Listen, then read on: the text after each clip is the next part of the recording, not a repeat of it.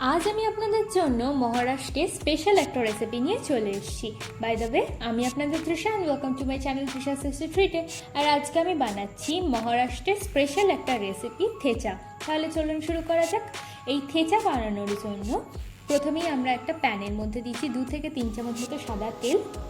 আর তেলটাকে আমরা ভালো করে গরম করে নেব।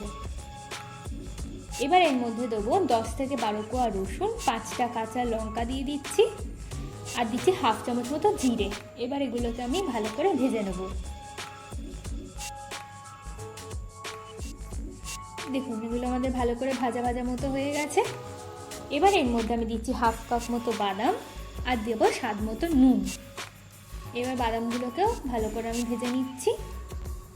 দেখুন, আমাদের বাদামগুলো ভাজাও হয়ে গেছে। এবার একটা মিক্সির মধ্যে দিচ্ছি হাফ কাপ ধনেপাতা আর এটাকে পেস্ট বানিয়ে নেবো।